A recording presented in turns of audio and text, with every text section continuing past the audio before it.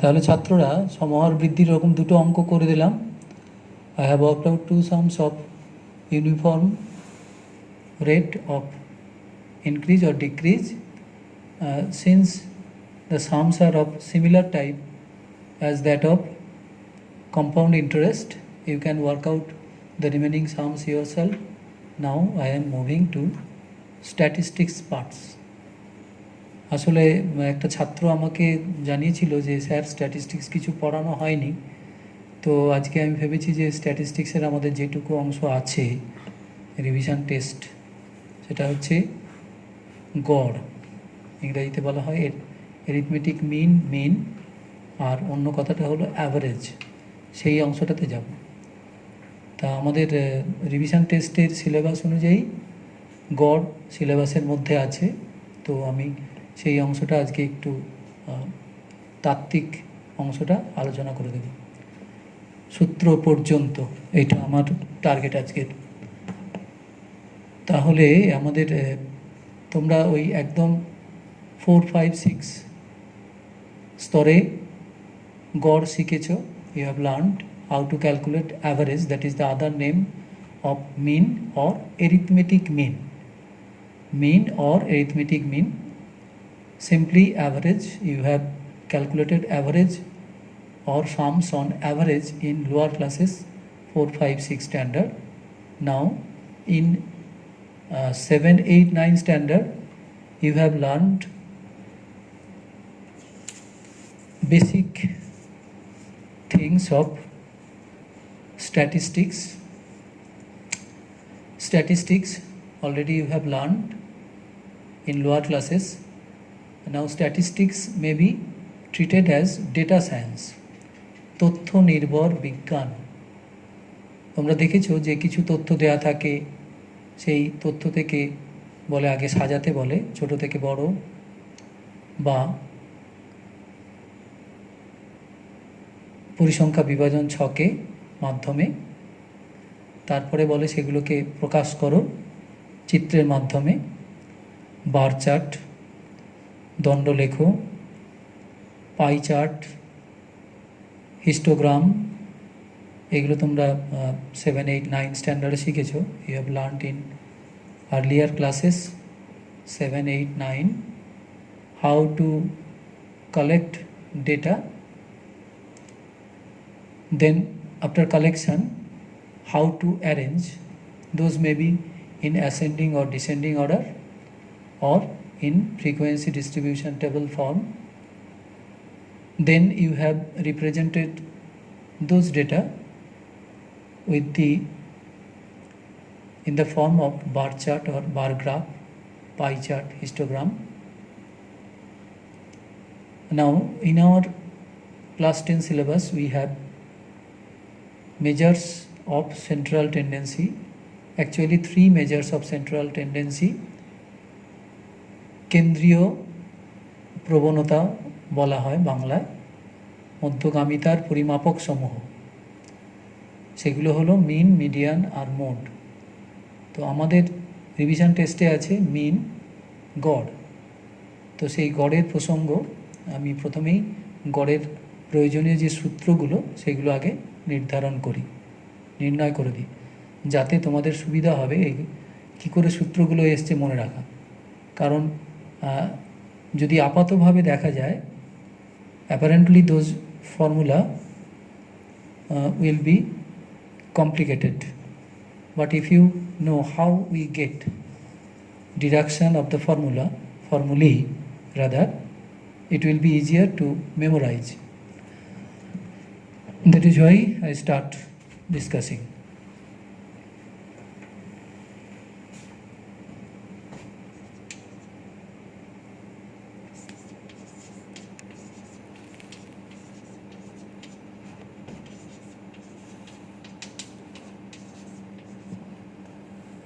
n সংখ্যক মান x1, x2, x3, xn, we have been given n values or n observations x1, x2, x3, ... xn, then mean or average. Already you have learned how to find mean or average বাংলায় গড়। অনেক সময় যৌগিক গড় কথাটাও উল্লেখ করা হয়, যে কোনো একটা, আর এদের প্রতীকটা হলো এক্স বার বা small m. Mean or average is denoted by the symbol x bar, bar, x bar.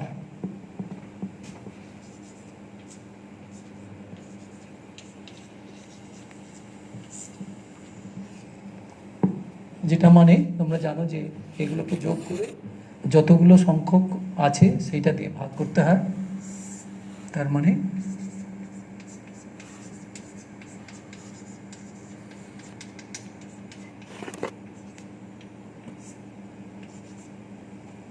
এইটা হচ্ছে তোমাদের মূল সূত্র। তোমরা অলরেডি শিখে ফেলেছ যে মান সমষ্টি বাই মান সংখ্যা, মান সমষ্টি, sum of the values by number of the values, মান সমষ্টি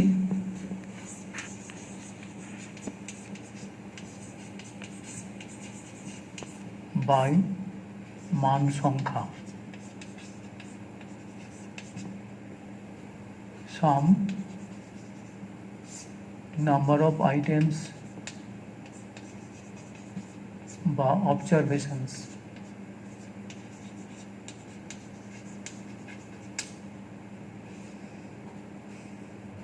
তো আমরা দেখব এটাকে আমরা ছোট করে লিখতে পারি, সেটা হলো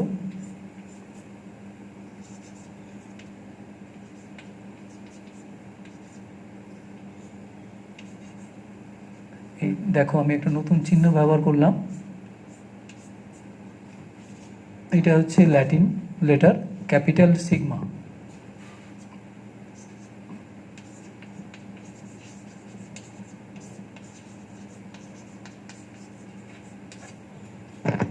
সিগমা এই চিহ্নটা ওই সমষ্টি বোঝানোর জন্য ব্যবহার করি আমরা। This is capital sigma, a Greek letter which is used to indicate summation. So meaning of this symbol is summation xi. Read like this: summation xi, I starts from 1 to n. The number below indicates the starting value and this is the final value. That means if we expand that this will be x1 plus x2 plus x3 plus dot dot dot plus xn. This is the short form.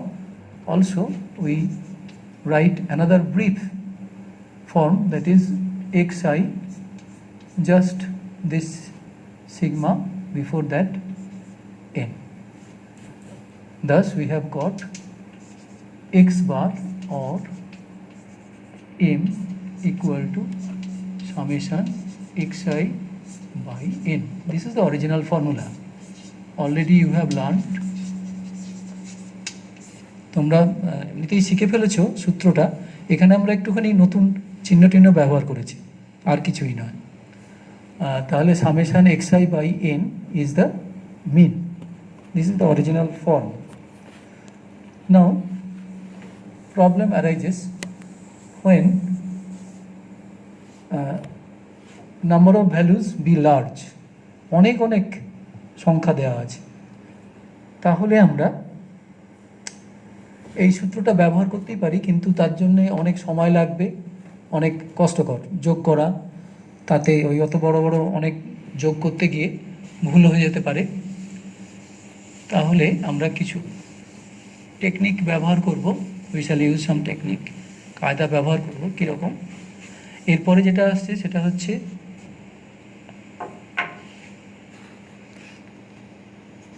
যদি এই দেখা যায় যে মানগুলো আছে সেই মানগুলোর মধ্যে এক একটা নির্দিষ্ট মান অনেকবার করে আছে, সেরকম যদি হয় তখন আমরা বলি ওয়েটেড মিন।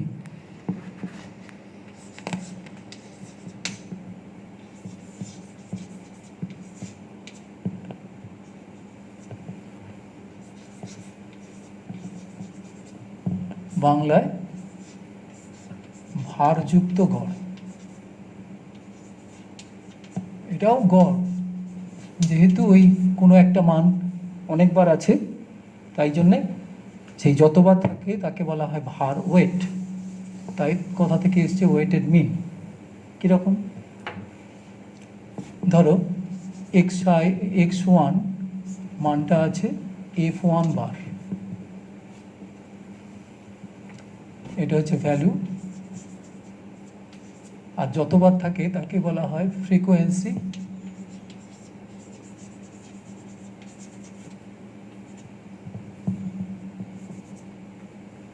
অনেক সময় ওয়েট কথাও ব্যবহার করে। তাহলে x1 মানটা f1 বার আছে, তাহলে সমষ্টি কত দাঁড়াচ্ছে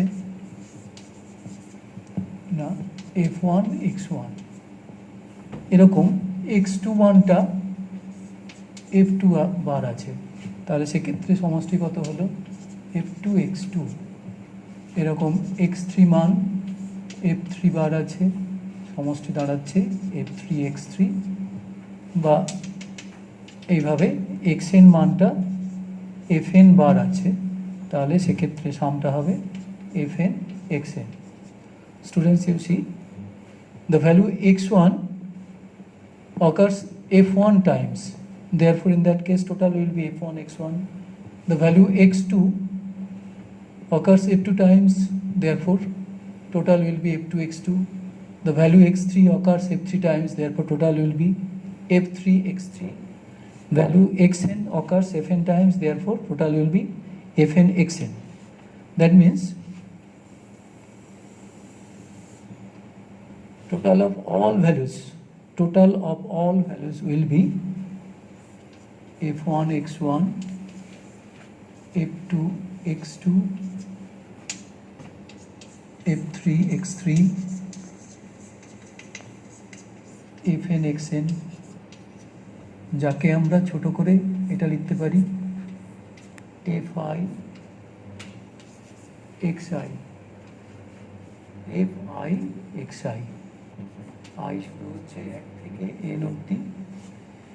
আর মান সংখ্যা কত না, সেটা হচ্ছে এই যে ওয়েট বা ফ্রিকোয়েন্সি যোগফল, সেইটা কত হবে না f1।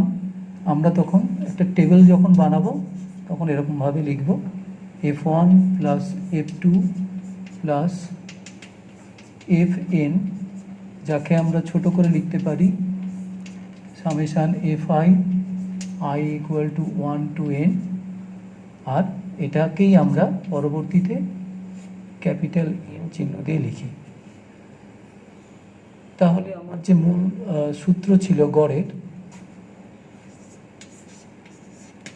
গড় মিন সমান টোটাল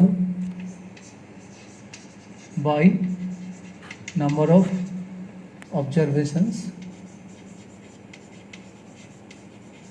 সমষ্টি বাই মান সংখ্যা, সমষ্টি বাই মান সংখ্যা। তাহলে সমষ্টি আমার পেলাম fi xi। আইটা কিন্তু দেখো এটাকে সাফিক্স বলা হয়, তাই জন্য সোজা হবে না, একটু নিচে করে লিখতে হবে।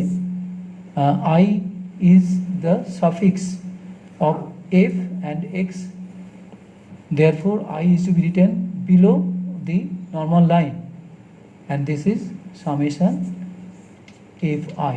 তাহলে আমরা ফাইনালি কি পেলাম, x bar equal two summation fi xi by capital N, summation fi xi by capital N। আচ্ছা, যদি মানগুলো খুব বড় বড় হয় তাহলে আমরা এমনি সাধারণ স্বাভাবিক প্রসেসে বের করতে পারি। আর যদি এই xi-গুলো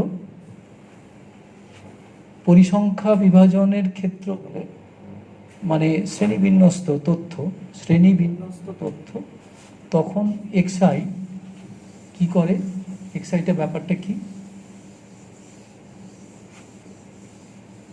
শ্রেণীবিন্যস্ত or frequency distribution,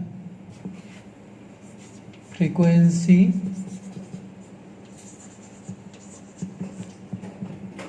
distribution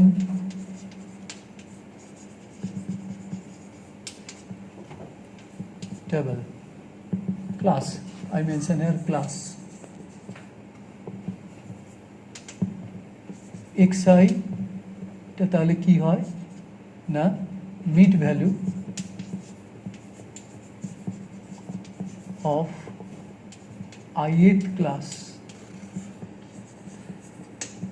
যদি শ্রেণীবিন্যাসের ক্ষেত্র থাকে তাহলে এই xi-টা কি হবে না i-তম যে শ্রেণী তার মধ্যবিন্দু, i-তম শ্রেণীর মধ্যবিন্দু। আমি একটা ছকের আকারে দেখাই।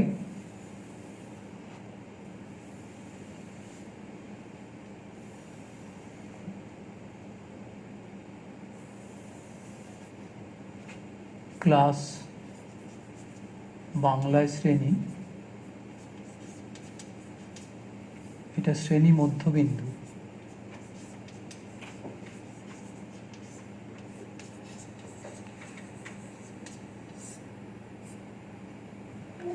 ক্লাস মিড ভ্যালু এরকম 0 থেকে 10, 10 থেকে 20, 20 থেকে 30 এরকম যদি চলতে থাকে তাহলে শ্রেণী মধ্যবিন্দু ক্লাস মিড ভ্যালু কত হবে?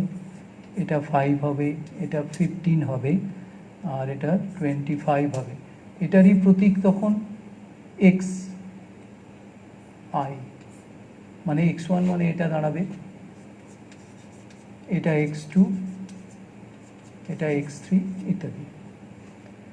তাহলে এই একই সূত্র আমরা ব্যবহার করতে পারবো যদি শ্রেণীবিন্যস্ত তথ্য হয় এবং সেখানে xi মানে হচ্ছে i-তম শ্রেণীর মধ্যবিন্দু। এই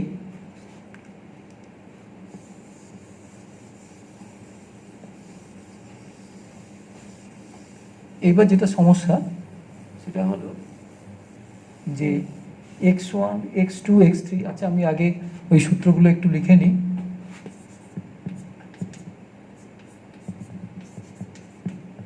এটা অরিজিনাল, এখানে কিন্তু স্মল n, খেয়াল করবে here small n। Next formula we get for frequency case fi xi by capital N. You can write summation fi also.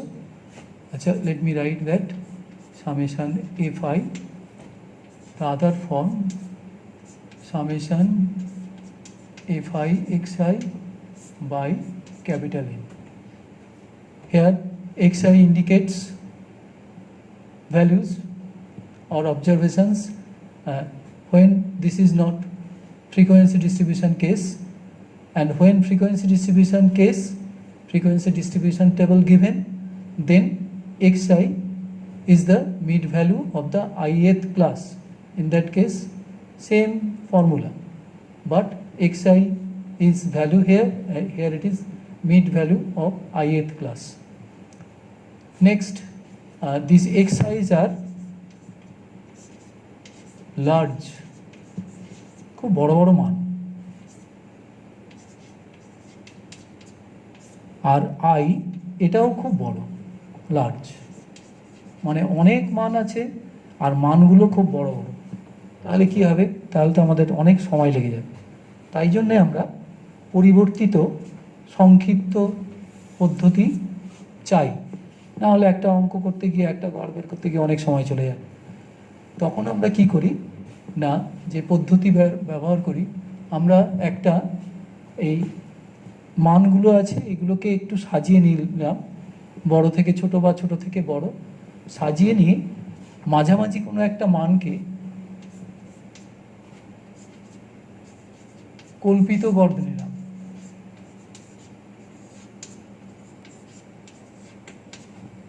In English we call assumed mean.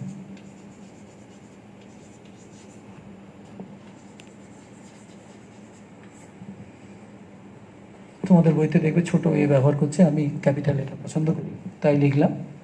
তো কল্পিত গড় ধরে নেওয়া হলো। এবার আমরা কি করছি, সংক্ষিপ্ত পদ্ধতি আলোচনা করছি। কিন্তু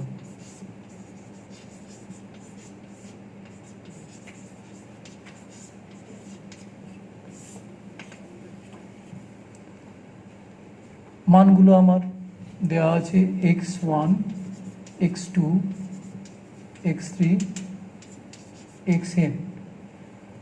তো এই কল্পিত গড় ধরে নেওয়ার পরে এই কল্পিত গড় থেকে এই মানটা কত ছোট বা বড়, এই মানটা কত ছোট বড় ইত্যাদি, সেইগুলোকে আমরা বলছি বিচ্যুতি।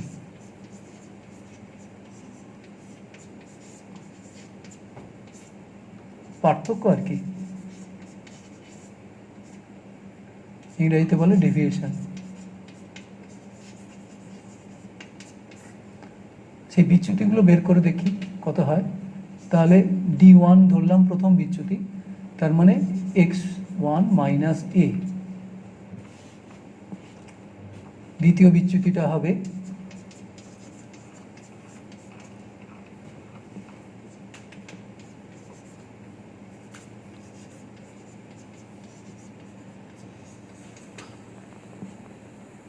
দেখো, আমরা বিচ্যুতিগুলো পেয়ে গেলাম, মানে প্রত্যেকটা মান বিয়োগ করে ফেললাম ওই কল্পিত গড় থেকে, বা প্রত্যেকটা মান থেকে কল্পিত গড় বিয়োগ করলাম, তাহলে আমরা বিচ্যুতিগুলো পেলাম। এইবার এখান থেকে আমি নিশ্চয়ই লিখতে পারি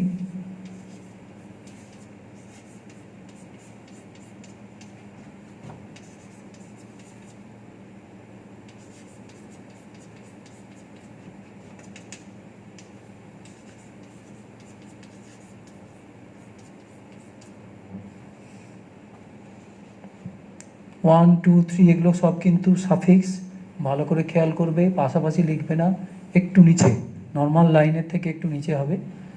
তাহলে আমরা যে সূত্রটা লিখেছিলাম, দেখো এই প্রথম সূত্রটা, যখন পরিসংখ্যা বিভাজন ছক নয়, এমনি কয়েকটা মান দেওয়া আছে, তখন এটাকে আমরা দেখো, তাহলে এক্স আই এর জায়গায় নিশ্চয়ই লিখতে পারি d i plus a whole by n. তা এটা থেকে আমরা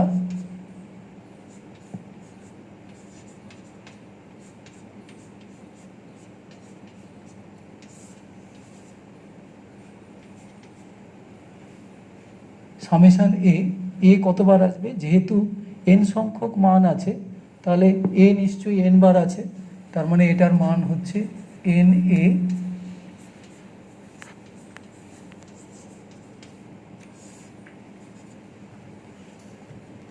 তাহলে আমরা সরল করলে পেয়ে গেলাম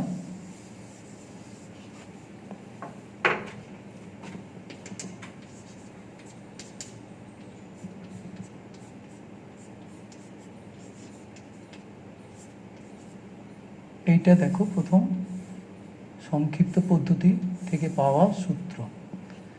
এটা অবশ্যই পরিসংখ্যা বিভাজন ক্ষেত্র নয়, কতগুলো মান দিয়ে বললো তুমি বের করো, আর সাধারণত একই মান অনেকবার করে থাকছে না, সেরকম ক্ষেত্রে আমরা এই সূত্রটা ব্যবহার করলাম।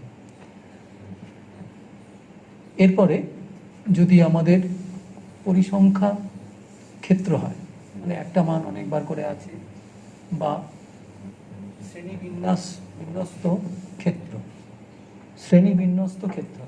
সেক্ষেত্রে আমি ফর্মুলা লিখেছিলাম, দেখো summation F I x I by capital N ব্যবহার করছি, তাহলে সামেশান এফ আই, এবার এক্স আই এর জায়গায় আমরা দেখিয়েছিলাম ডিআই মানে হচ্ছে এক্স আই মাইনাস এ, তার থেকে আমি কি পাচ্ছি না এক্স আই সমান এ প্লাস ডিআই, এটা লিখে দিলাম এখানে a plus d i by n. এটা মানে হচ্ছে a f i d i whole by n. এইবার এই সামেশান এ এফ আই এটাকে লেখা যেতে পারে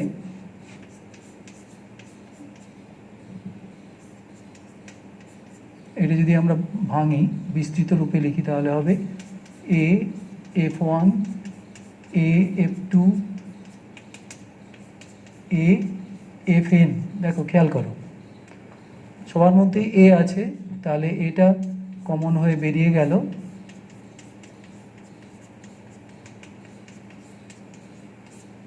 তাহলে এটা হয়ে গেল এ, আর এটা মানেই হচ্ছে সামেশান Fi, তার মানে ক্যাপিটাল N। তাহলে আমরা এখানে লিখতে পারি A N plus summation Fi DI by N. তার মানে সরল করলে দাঁড়াচ্ছে A plus summation Fi DI by N. তাহলে আমাদের সংক্ষিপ্ত পদ্ধতিতে মিনের পরিবর্তিত সূত্রটা হলো এটা। একটু নিজেরা যদি করো, if you solve yourself, if you try to deduce, you will see it will be quite easier. তাহলে সংক্ষিপ্ত পদ্ধতিতে আমরা দ্বিতীয় একটা সূত্র পেলাম। এইটা যদি পরিসংখ্যা বিভাজন ক্ষেত্র হয়, তাহলেই আমাদের এটা সূত্রটা ব্যবহার হয়। আর যদি পরিসংখ্যা বিভাজন ছক শ্রেণী বিন্যস্ত হয়, তখন এই ডিআই মানে দেখিয়ে দিয়েছি, ডিআই মানে xi মাইনাস এ, আর xi মানে হচ্ছে mid value of ith class minus এ।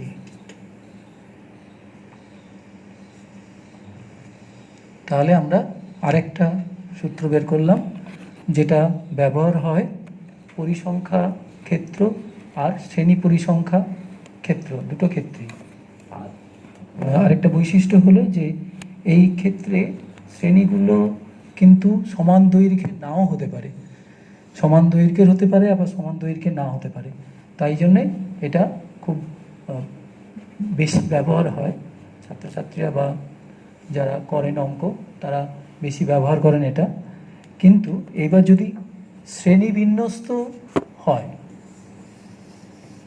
এবং শ্রেণীগুলোর দৈর্ঘ্য সমান হয়, for frequency class frequency distribution শ্রেণী বিন্যস্ত,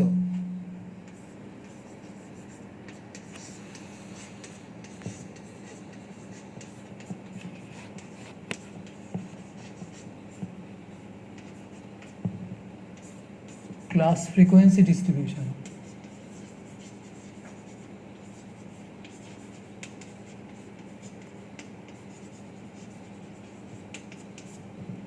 and length of each class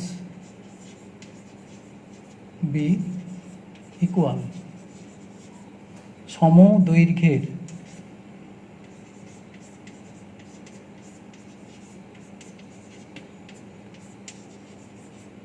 শ্রেণী বিন্যস্ত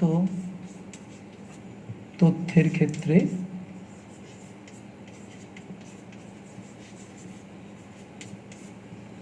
তাহলে কিন্তু এই সূত্রটার থেকে আরও একটা সূত্র পাওয়া যায়, সেটাকে আমরা বলি, এটা সংক্ষিপ্ত পদ্ধতি বলেই দিয়েছি, সেটাকে বলা হয় ক্রম বিচ্যুতি বা ধাপ বিচ্যুতি পদ্ধতি।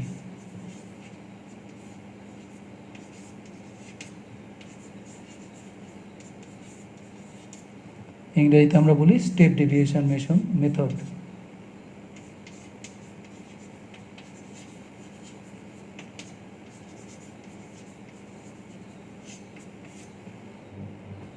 শ্রেণীগুলো সব সমান, অফ লেংথ ইকুয়াল, সমদৈর্ঘ্যের শ্রেণী। খেয়াল করো, সমদৈর্ঘ্যের শ্রেণী না হলে কিন্তু আমি যেটা এখন নতুন একটা সূত্র ব্যবহার করতে যাচ্ছি সেটা ব্যবহার করা যাবে না, ভালো করে খেয়াল করো। তাহলে আমার এই সূত্রই থাক, তখন আমরা ডেভিয়েশন ধাপ বিচ্যুতি বলে, ধাপ বিচ্যুতি ওখানে ছিল বিচ্যুতি, এটা হচ্ছে ধাপ বিচ্যুতি, step deviation.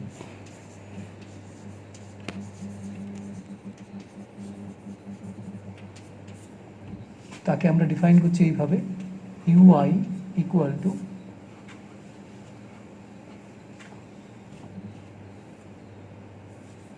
DI by c. D i মানে ছিল, একটু খেয়াল করো, ডিআই ছিল এক্স আই মাইনাস এ, আর সিটা শ্রেণী দৈর্ঘ্য।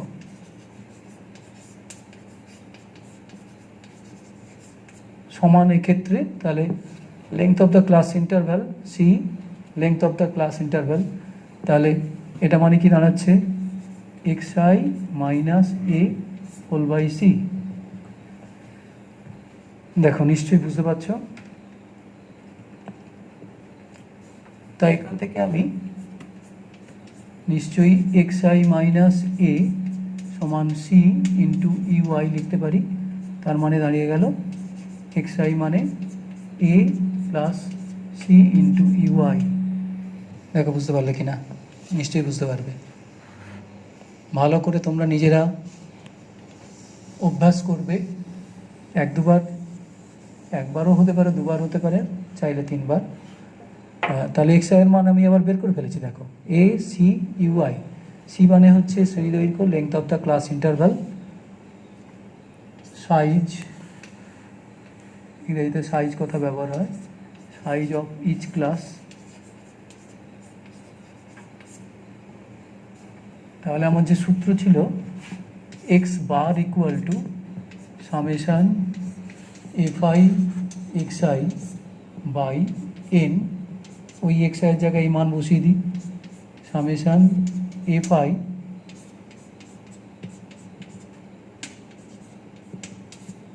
By N.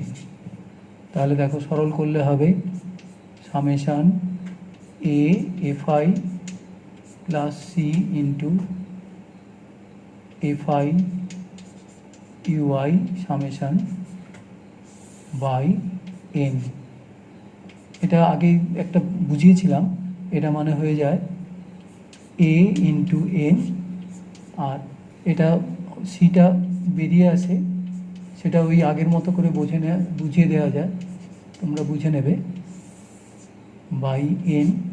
তাহলে এটা দাঁড়াচ্ছে A plus C into summation F I UI by N.